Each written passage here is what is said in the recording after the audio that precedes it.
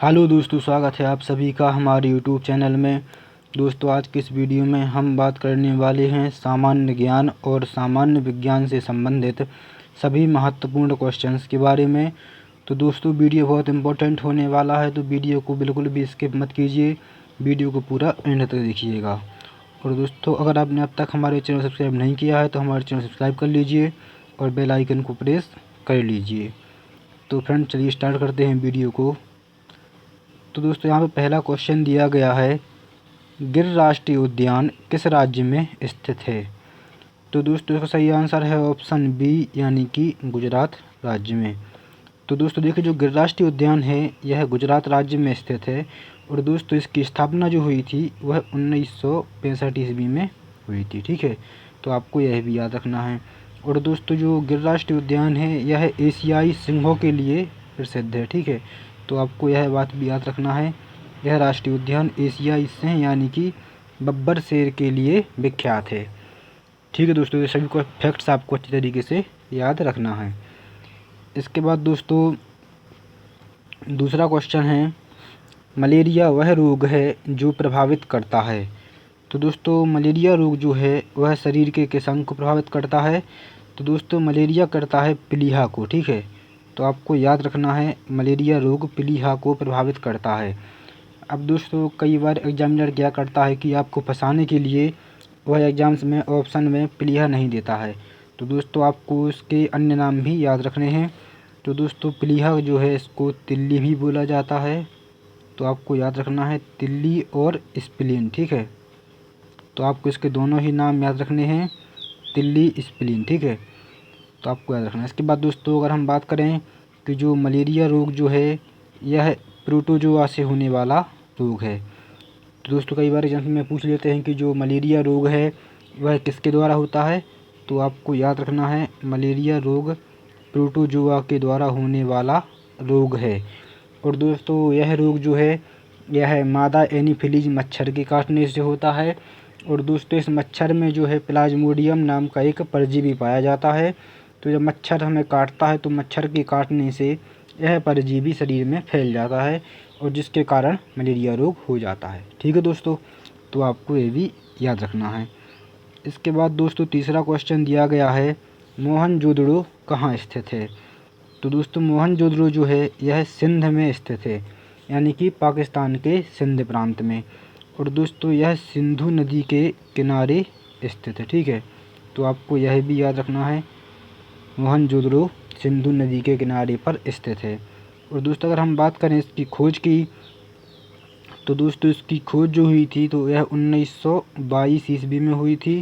और दोस्तों, राखलदास बनर्जी ने मोहनजोदड़ो की खोज करी थी। ठीक है, तो आपको इनका नाम याद रखना है, राखलदास बनर्जी।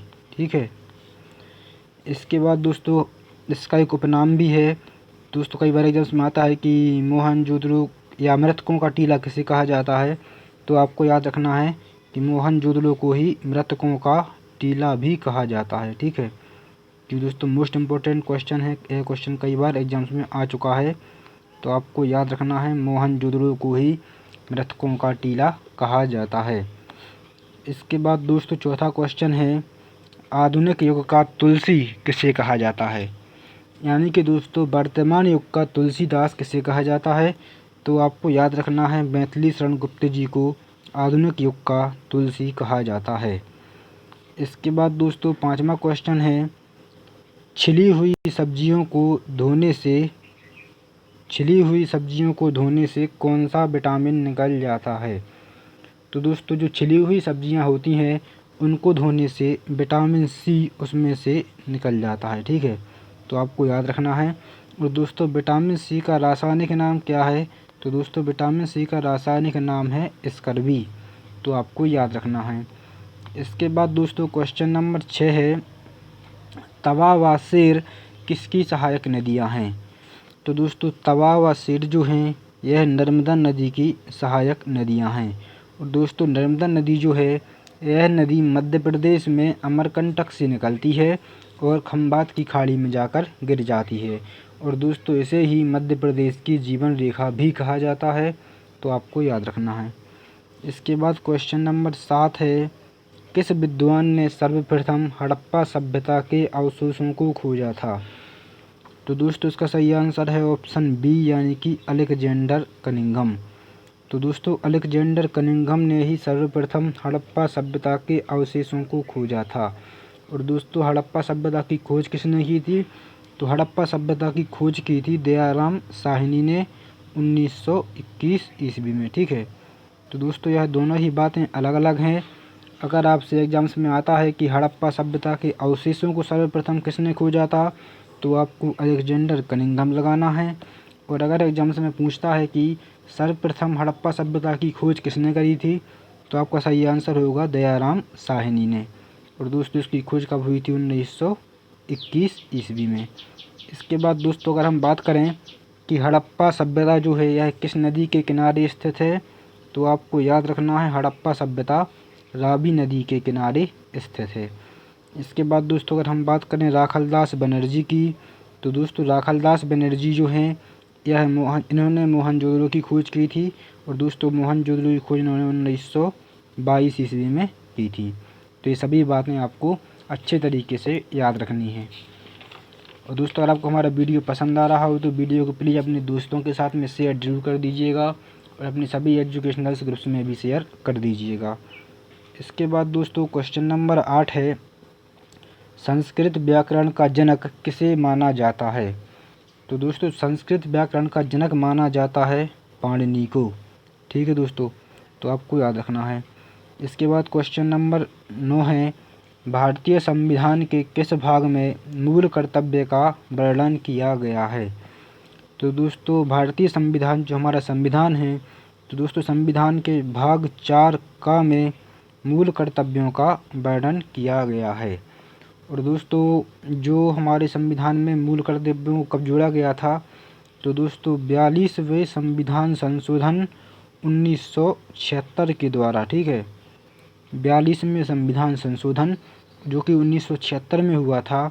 तो दोस्तों इसके द्वारा हमारे भारतीय संविधान में 11 मूल कर्तव्यों को जोड़ा गया था। तो आपको याद रखना है 42वें संविधान संशोधन के द्वारा जोड़ा गया था, 1976 में जोड़ा गया था। और मूल कर्तव्यों की संख्या कितनी है? तो 11। ठीक है, इसके बाद दोस्तों क्वेश्चन नंबर 10 है, निम्न में से कौन सा ज्वालामुखी प्रकाश स्तंभ के रूप में जाना जाता है? तो दोस्तों प्रकाश स्तंभ के रूप में जाना जाता है स्ट्रोम्बोली ज्वालामुखी। और दोस्तों स्ट्रोम्बोली ज्वालामुखी जो है यह एक सक्रिय ज्वालामुखी है जो कि इटली में स्थित है। ठीक है, यह एक सक्रिय ज्वालामुखी है जो कि इटली में स्थित है। तो आपको याद रखना है।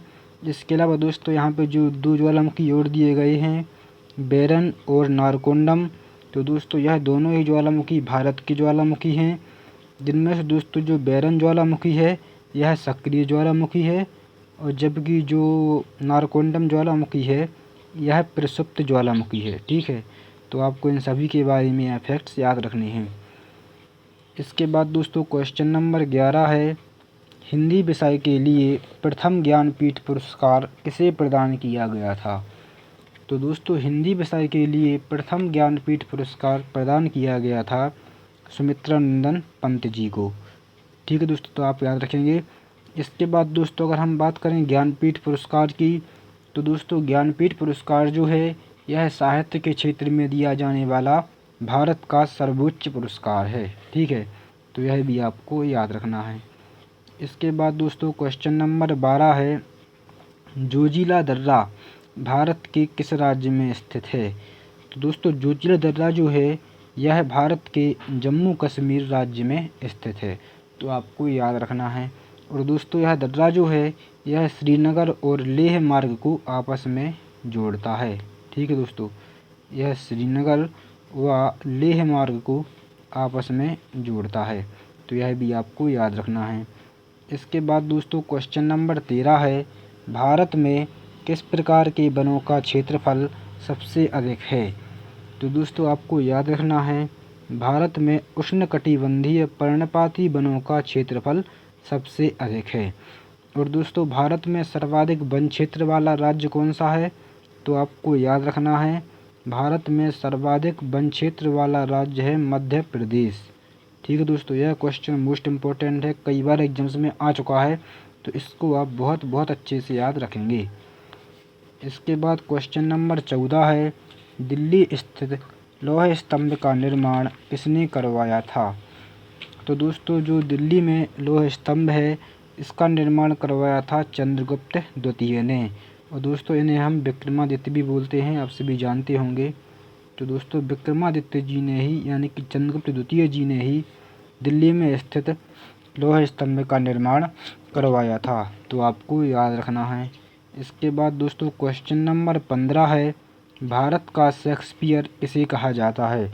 तो दोस्तों भारत का शेक्सपियर कहा जाता है कालिदास जी को। ठीक है दोस्तों, तो आपको यह भी याद रखना है, क्योंकि दोस्तों यह भी वेरी इंपॉर्टेंट क्वेश्चन है, कई बार एग्जाम्स में आ चुका है।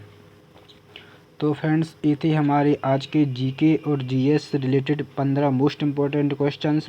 दोस्तों उम्मीद है आपको वीडियो पसंद आया होगा। दोस्तों वीडियो पसंद आया हो तो वीडियो को लाइक कीजिए, अपने दोस्तों को साथ में शेयर कीजिए, चैनल को सब्सक्राइब कीजिए। ठीक है दोस्तों, और बेल आइकन को भी प्रेस कर दीजिए ताकि आपको हमारी आने वाली वीडियो की नोटिफिकेशन टाइम पर मिलती रहे। तो चलिए दोस्तों मिलते हैं अगले वीडियो में, तब तक के लिए थैंक यू सो मच।